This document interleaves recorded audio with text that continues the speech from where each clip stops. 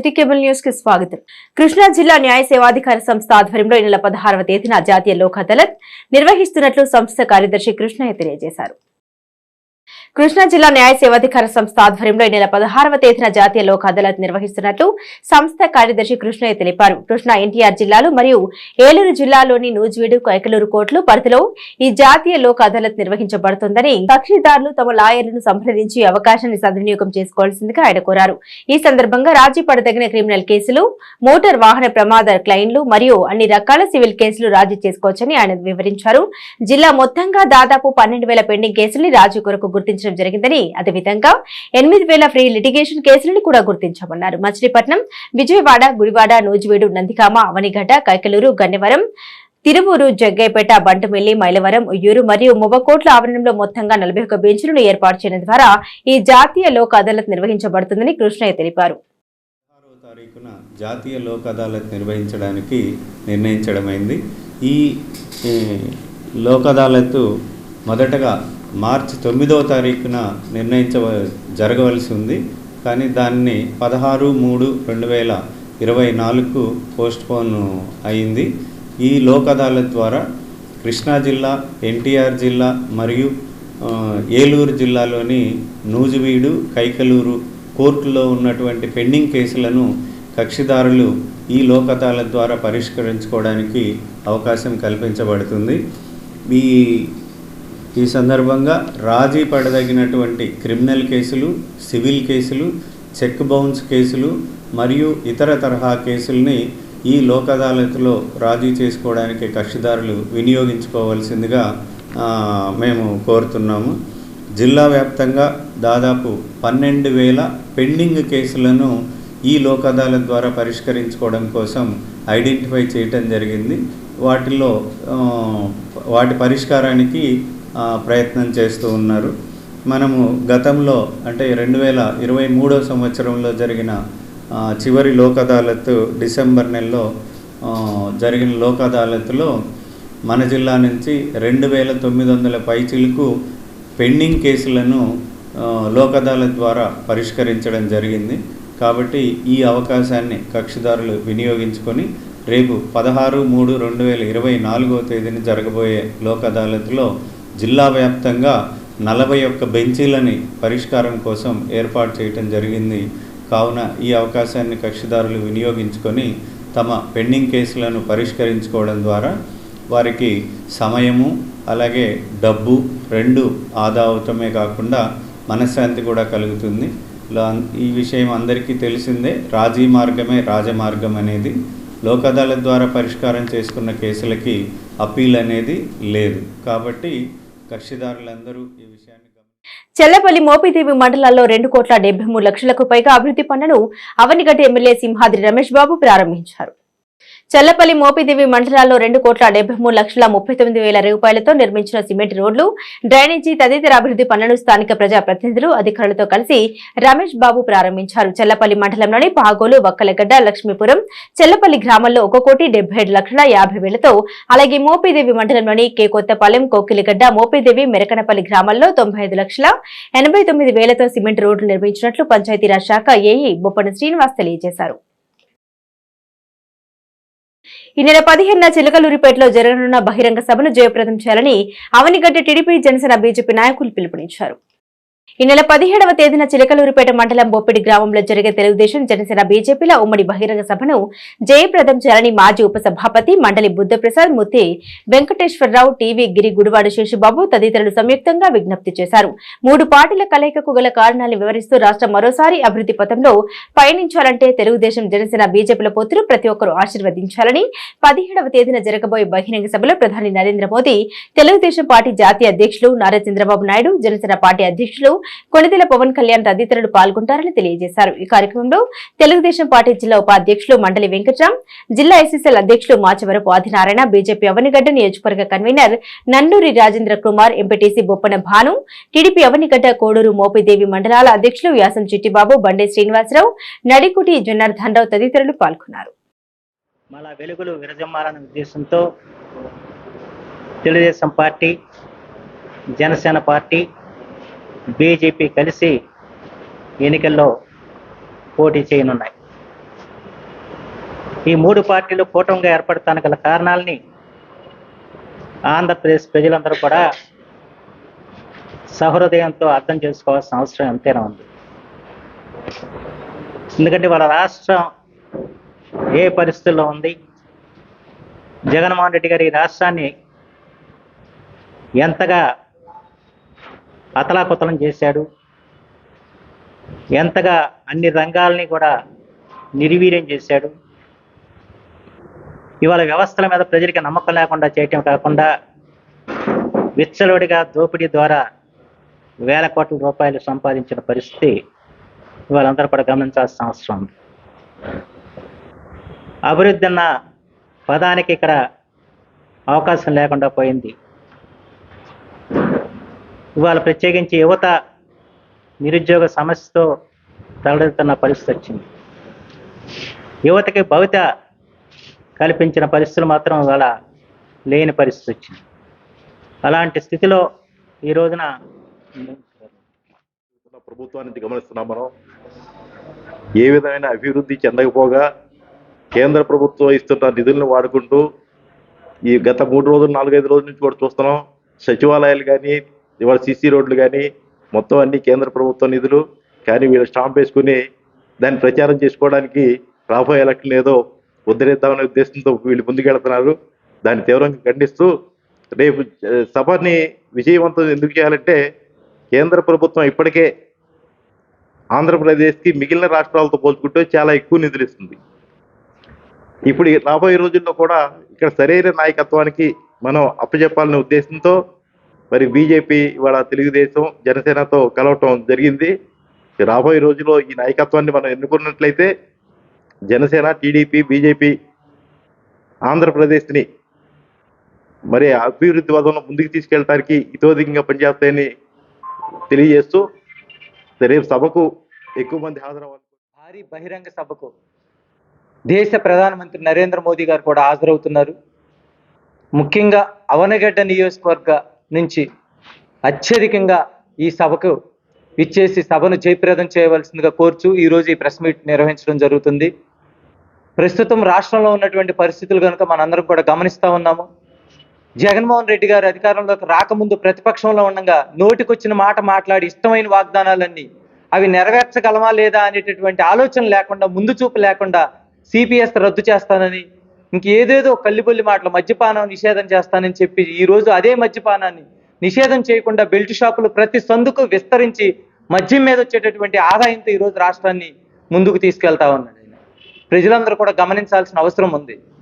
ప్రజలు కిందటిసారి 2019లో ఆలోచించింది ఏంటంటే 2009లో వైఎస్ రాజశేఖర రెడ్డి గారు పరిపాలన బాగా చేశారు, వారి తనయుడు కాబట్టి 10 సంవత్సరాల నుంచి ప్రజల్లో ఉంటున్నాడు, ఈయన ఇంకా బాగా చేస్తాడనే ఉద్దేశంతో ఒక అవకాశం ఇద్దామని చెప్పి అందరూ కూడా ఓటు వేసి ఆ రోజు గెలిపించుకున్నారు.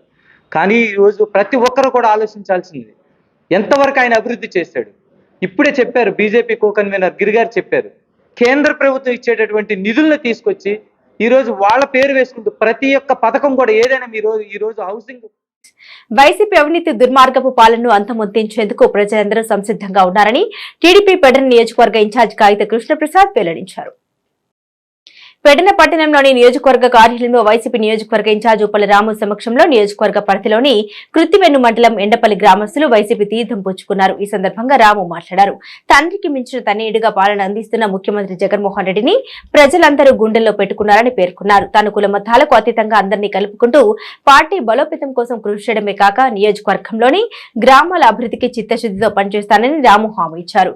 ఏ ఒక్కరిని అన్యాయం చేసే వ్యక్తిని తాను కాదని, ప్రతి ఒక్కరూ అండగా నిలిచి తనను ఎమ్మెల్యే గెలిపించిన తన తండ్రి రాంప్రసాద్ కల నెరవేర్చాలని ఆయన కోరారు.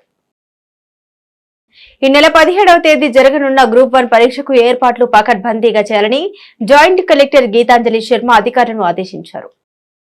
రాష్ట్ర ప్రయోజనాల కోసమే తెలుగుదేశం, బీజేపీ, జనసేన పార్టీల కలయికని తెలుగుదేశం పార్టీ పెడన నియోజకవర్గ ఇన్ఛార్జ్ కాగిత కృష్ణప్రసాద్ అన్నారు. పట్టణంలోని తెలుగుదేశం పార్టీ కార్యాలయం నియోజకవర్గ కార్యాలయంలో తెలుగుదేశం, జనసేన, బీజేపీ ఉమ్మడి కూటమి నాయకులతో కలిసి ఏర్పాటు చేసిన మీడియా సమావేశంలో కృష్ణప్రసాద్ మాట్లాడారు. రాస్తావు జరగాలంటే తెలుగుదేశం, జనసేన, బీజేపీ కూటమికి ప్రజల మద్దతు ఎంతైనా అవసరం ఉందన్నారు.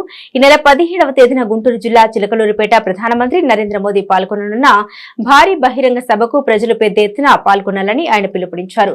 జనసేన పార్టీ నియోజకవర్గ ఇన్ఛార్జ్ పంచకర్ల సురేష్ మాట్లాడుతూ ఏపీపీఎస్సీ ద్వారా ఉద్యోగాలు భర్తీ చేయాల్సిన ప్రభుత్వం కోట్లాది రూపాయలకు ఉద్యోగాలు అమ్ముకోవడం చాలా దారుణమన్నారు. ఈ సమావేశంలో రాష్ట్ర బీసీ ఫైనాన్స్ కార్పొరేషన్ మాజీ చైర్మన్ బొడ్డు వేణుగోపాలరావు, టీడీపీ నియోజకవర్గ పరిశీలకుడు సాదరబోయిన ఏడుకొండలు, బీజేపీ జిల్లా ప్రధాన కార్యదర్శి పి రాము, జెడ్పీటీసీ ఆర్జ వెంకట నాగేష్, టీడీపీ మండల పార్టీ అధ్యక్ష కార్యదర్శులు సెలపాటి ప్రసాద్, సీరం ప్రసాద్ తదితరులు పాల్గొన్నారు. ఈ యొక్క కలయిక అనేది ఒక్కటే, ముఖ్యంగా రాష్ట్ర ప్రయోజనాలు, దేశ ప్రయోజనాలు లక్ష్యంగానే ఈ యొక్క కలయిక అనేది జరిగిందని చెప్పి మీ ఈ సందర్భంగా తెలియజేస్తా ఉన్నాను.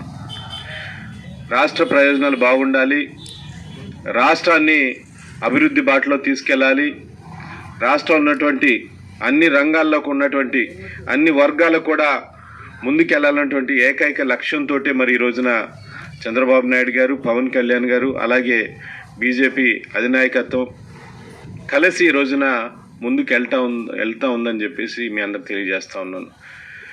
గతంలో కూడా మరి కలిసి ముందుకెళ్ళి రాష్ట్రాన్ని విడిపోయినటువంటి రాష్ట్రంలో కూడా మరి ఆ రోజున కలిసి 3 పార్టీలు కూడా కలిసి ముందుకెళ్ళి రాష్ట్రాన్ని అభివృద్ధి బాటలోకి ఆనాడు తీసుకెళ్ళాం.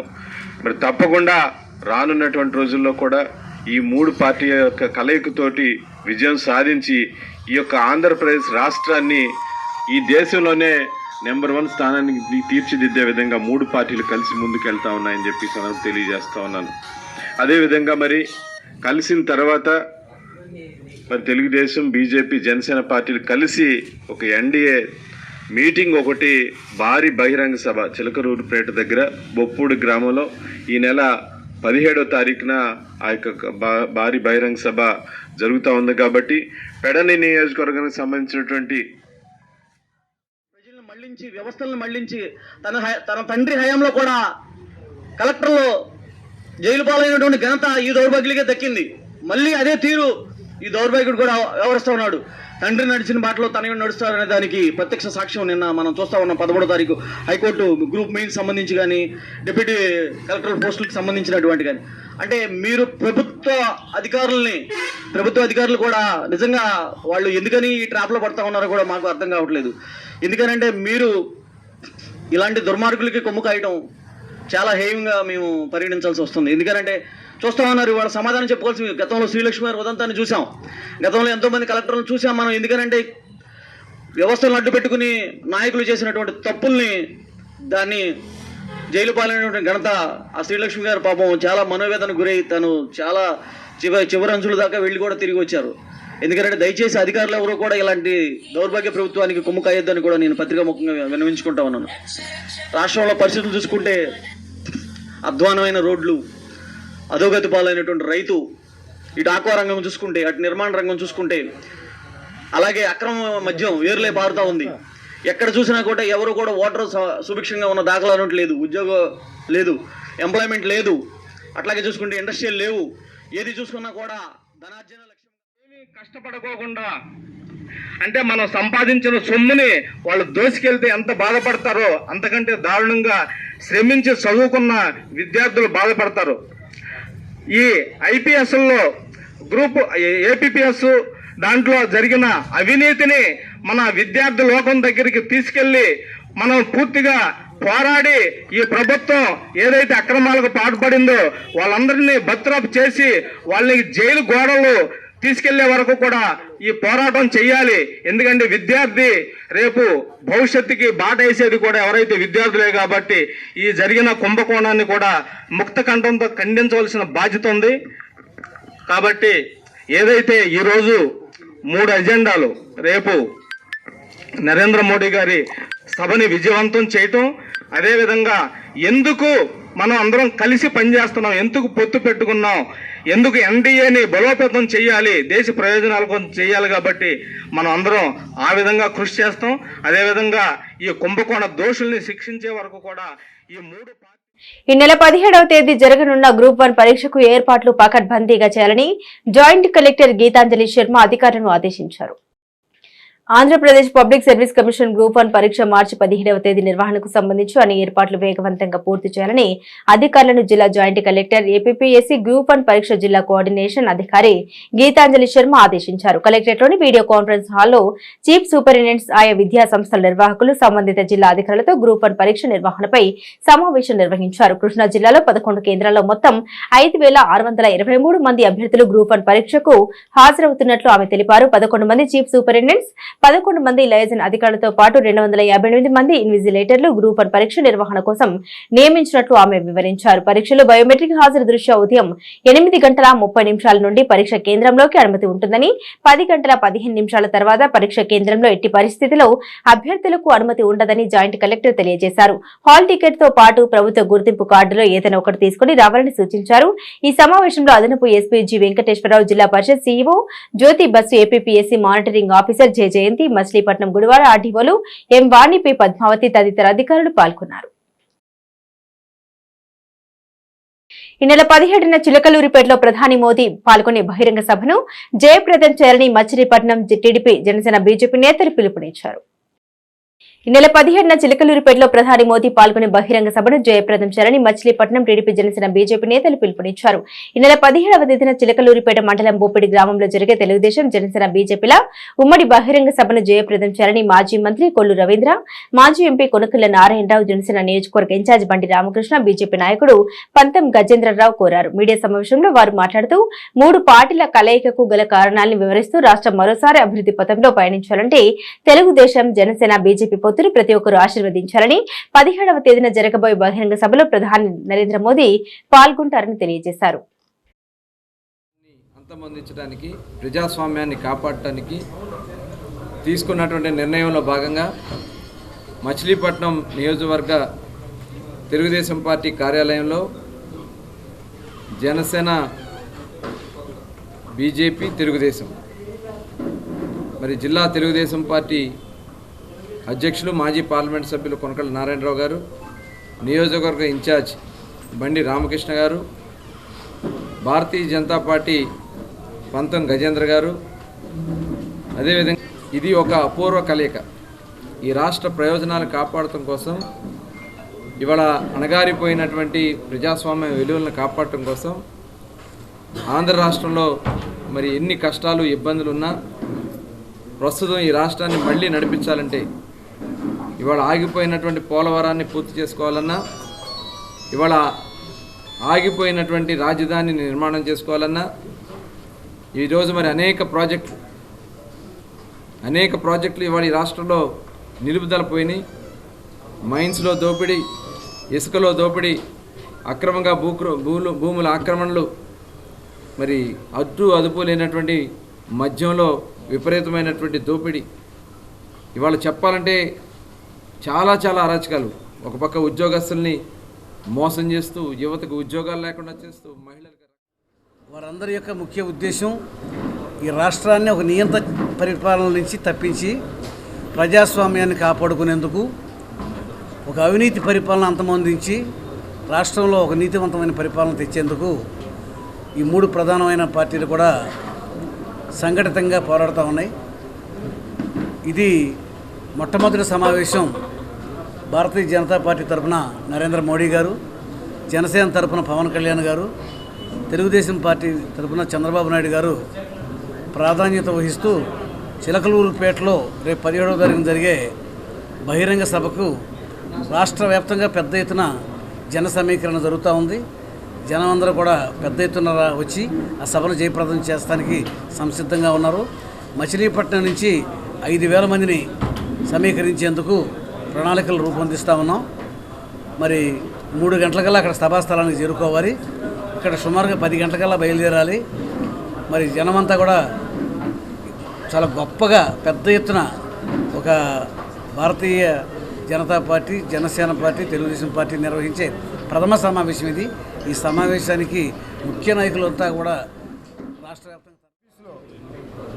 పెద్దలు కొనకళ్ళ నారాయణరావు గారు, రవీంద్ర గారు, అలాగే Telugu Desam, Janasena party, BJP party పెద్దలందరూ కూడా కలిసి రేపు 17వ తారీఖున జరగబోయే చిలకలూరుపేటలో భారీ ఎత్తున బహిరంగ సభకి కార్యకర్తలు, నాయకులు, అందరూ కూడా బాధ్యతగా ఒక 5,000 మంది మచిలీపట్నం నుంచి తీసుకెళ్లాలని పెద్దలు సూచించడం జరిగింది.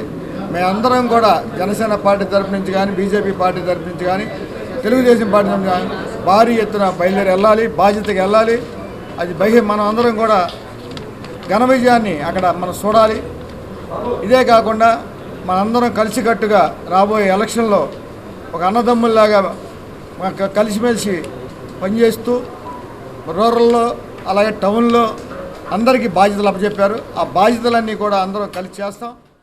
పార్టీ ఎన్డీఏలో భాగస్వాములైనందుకు శుభాకాంక్షలు తెలియజేస్తూ ఈనాటి ఆంధ్రప్రదేశ్ రాష్ట్ర అభివృద్ధి దృష్ట్యా మేమందరం కూడా సమిష్టిగా మరి పవన్ కళ్యాణ్ గారు, చంద్రబాబు నాయుడు గారు, నరేంద్ర మోడీ గారు కలిసి సమిష్టి ప్రణాళికతో ఈ రాష్ట్ర అభివృద్ధికి కంకణం కట్టుకుని చక్కటి కోఆర్డినేషన్తో ఈ రాష్ట్రాన్ని మరి మంచి దిశగా ముందుకు నడవాలని చెప్పేసి వారంతా నిర్ణయం తీసుకోవడం జరిగింది. ఆ నిర్ణయానికి కట్టుబడి మేమందరం కూడా సమిష్టిగా ఈ రాష్ట్రంలో ఈ నియోజకవర్గంలో మరి తెలుగుదేశం పార్టీ అలాగే మిత్రపక్షమైనటువంటి జనసేన బీజేపీ అభ్యర్థిని గెలిపించే దిశగా మేమందరం సమిష్టిగా పనిచేస్తామని చెప్పి తెలియజేస్తున్నాను. అలాగే రేపు జరగబోయే నరేంద్ర మోడీ ఎస్సీ పబ్లిక్ స్కూల్లో నూతన భవనానికి మాజీ ఎంపీ కొనకల నారాయణరావు ప్రారంభోత్సవం చేశారు. హిందూ విద్యా సంస్థల ఆధ్వర్యంలోని ఎస్బీ పబ్లిక్ స్కూల్లో నూతనంగా నిర్మించిన పురాణం రామకృష్ణ శాస్త్రి స్మారక భవనాన్ని హిందూ విద్యా సంస్థల పాలకవర్గం అధ్యక్షుడు మాజీ ఎంపీ కొనకల్ల నారాయణరావు ప్రారంభించారు. ఈ సందర్భంగా ఆయన పురాణం రామకృష్ణ శాస్త్రి సేవా గుణాన్ని కొనియాడారు. ఈ కార్యక్రమంలో హిందూ విద్యా సంస్థల కార్యదర్శి దైత గోపాల శాస్త్రి, దివంగత పురాణం రామకృష్ణ శాస్త్రి కుటుంబ సభ్యులు, SB public school principal Satyanarayana తదితరులు పాల్గొన్నారు.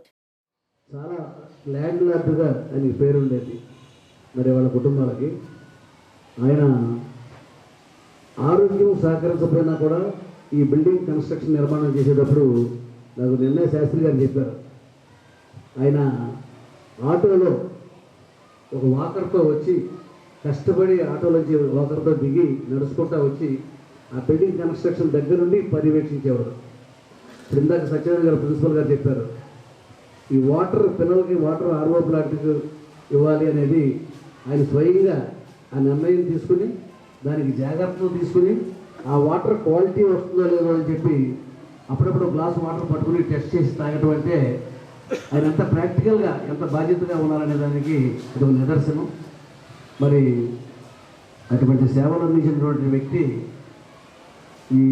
ఈ రోజున మా కాలేజీ యాజమాన్యం ఆయన పేరు మీద ఈ బిల్డింగ్కి ఆయన పేరు పెట్టాలని ఆయన చేసినటువంటి సేవలు అటువంటి. ఇప్పుడు హిందూ కాలేజీలో శాశ్వత సభ్యులుగా ఉన్నారు అంటే ఆయన సేవలు అవసరం. నాకున్న అనుభవం ఏంటంటే నేను ఆయన్ని వారి ఇంటికి వచ్చాను, నేను ఆయనతో ఆశీస్సులు తీసుకున్నాను. నేను ఈ కార్యక్రమాన్ని మేము ఎప్పుడో నిర్వహించాల్సింది కోవిడ్ వల్ల అనుకోని సందర్భాల్లో మరి ఆయన యొక్క జ్ఞాపకాలు మా మధ్యలో ఎప్పుడు ఉంటూ మరి ఆ స్మరించుకునే సభ ఎప్పుడు ఏర్పాటు చేద్దామో అనుకున్న టైంలో అదృష్టవశాత్తు మరి ఈరోజు మాకు అవకాశం కల్పించిన మేనేజ్మెంట్ వాళ్ళందరికీ కూడా ప్రత్యేక ధన్యవాదాలు. మరి ఈ కార్యక్రమంలో 2008లో మన ఓల్డ్ జే బ్రాంచ్ అలా అది ఎస్వి ఇంగ్లీష్ మీడియం హై స్కూల్గా రూపాంతరం చెందుకుంది. మరి ఆ రోజున 2008-9లో మన స్కూల్ని 235 విద్యార్థులతో స్టార్ట్ చేసాం. మచిలీపట్నంలోనే అతి తక్కువ ఫీజులతో. అలాగే అలా అది దినదిన వర్ధమానం అవుతూ ఆ పెరుగుతున్నటువంటి సందర్భంలో అనేక కట్టడాలను మనం నిర్మించాం. మోపిదేవి మండల పరిధిలోని పెదప్రోలు గ్రామంలో కొలువుతీరిన శ్రీ అద్దంకి నాంచరమ్మ అమ్మవారి గ్రామోత్సవాన్ని అవనిగడ్డ ఎమ్మెల్యే సింహాద్రి రమేష్ బాబు ప్రారంభించారు.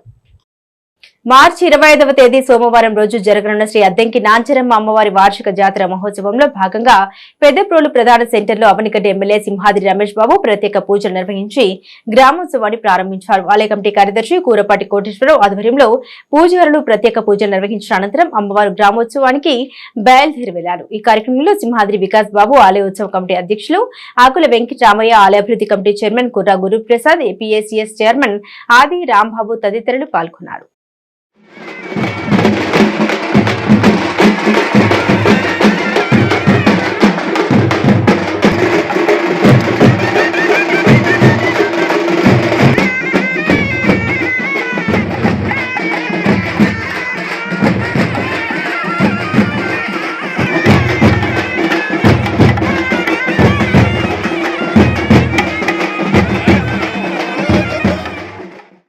చదువుల తల్లి సరస్వతీదేవి కటాక్షంతో విద్యార్థులు ఉత్తమ ఫలితాలు సాధించి పాఠశాలకు తల్లిదండ్రులకు మంచి పేరు తీసుకురావాలని విశ్వభారతి హైస్కూల్ అధినేత హన్మకొండ గౌరీప్రసాద్ అన్నారు.